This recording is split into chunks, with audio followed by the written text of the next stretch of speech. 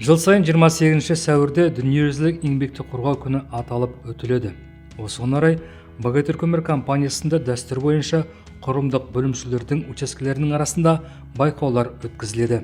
2025 жылға байқау қорытындысы бойынша үздік өндірістік учаске аталымында БГТ жүктеу көлік басқармасының ударный жылжымалы құрам депосы жеңімпаз атанды.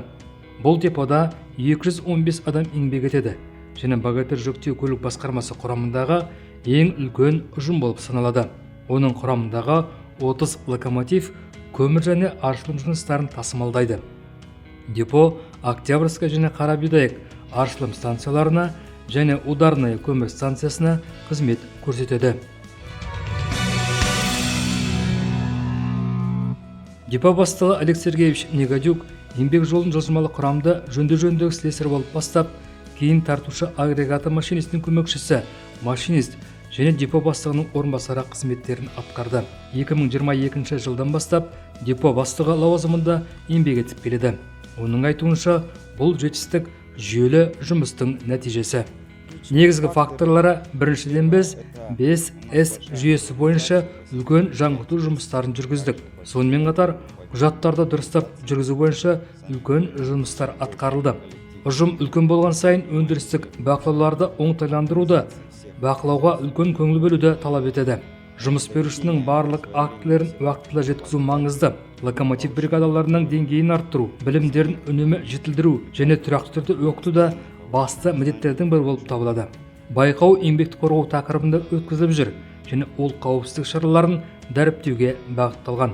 И прежде всего, кез келген өндірісте еңбек қауіпсіздігі мен еңбекті қорғау негізгі фактор болып қалатынын өз ұжымыңа жеткізе білу керексің. Сонымен бірге, әр қызметкер жеке техника қауіпсіздігі кез келген өндірістік көрсеткіштен маңызды екенін түсінуі тиіс. любых производственных показателей. Онсыз болмайды. Әркім тек өз денсаулығы мен өміріне ғана емес, өзгелердің қауіпсіздігіне де немқұрайлы қарамауы тиіс. Сондықтан кез келген бұзушылықты немесе қауіп-қатерді байқаған жағдайда жұмысты дереу тоқтату қажет. Сонымен қатар, бақылау үдерісіне заманауи технологиялардың енгізуде оң әсерін тигізуде. Еңбекті қорғауды басқару жүйесі бізде ішкі жүйе ретінде де, әр қызметкердің жеке жауапкершілігі ретінде де қарастырылады. Сонымен бірге, бізде инженерлік техникалық қызметкерлер және тартушы агрегаттардың аға машинистері де бұл іске жұмылдырылған. Қауіп-қатердің алдын алу мақсатында аудио бейнебақылау жүйесі, темір жолда автоматтандырылған басқару жүйесі енгізілді. Бұл жүйелер локомотив бригадаларын, олардың жеке қорғаныс құралдарын пайдалануын және бүтіндей алғанда локомотивтік парктың көрсеткіштерін тұрақты бақылауда ұстайды.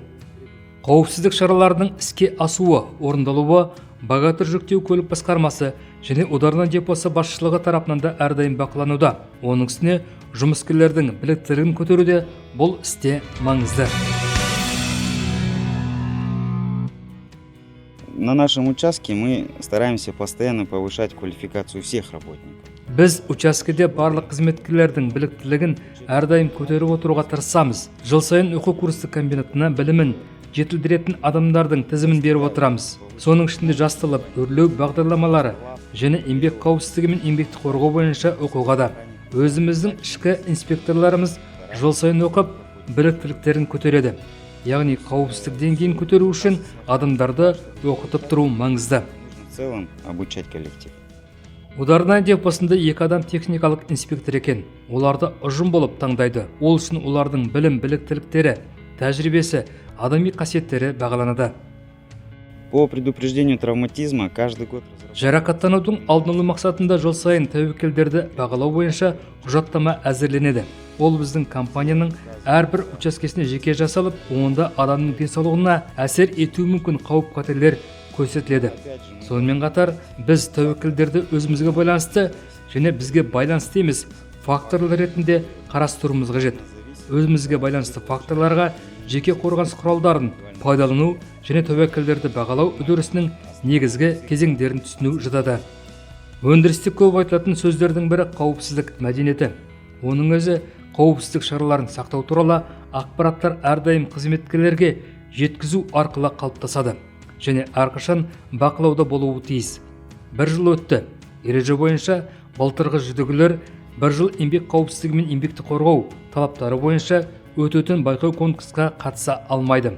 Ал ударная жылжымалы құрам депосының тәжірибесі басқаларына үлгі болады деп сенеміз. Басқаларға айтар ақыл кеңестерімізде өзгеріс жоқ, қайталап айта беруге болады. Алдымен еңбек қауіпсіздігі мен еңбекті қорғау бойынша өз біліміңді көтеруге тиіссің. Барлық актілер жайында жұмыскерлерге толық ақпарат беріліп, еңбек қауіпсіздігі мен еңбекті қорғау талаптарын жұмыскерлердің бойына сіңіру қажет. Түрлі тренингтер және оқу курстарына үлкен мән беріліп, кей кезде нақты бір жұмыс түрлеріне қатысты оқыту ұйымдастырған жөн. Айта кетуіміз керек, жүлдегерлерге қомақты жүлде берілді. Өткен жылғы жүлде нарат бөлмесінің жағдайын жақсартуға жұмсалыпты. Қауіпсіз еңбек бұл жүйелі бақылау мен үздіксіз оқытудың нәтижесі. Ал әр қызметкердің жауапкершілігі бүкіл өндірістегі қауіпсіздіктің кепілі.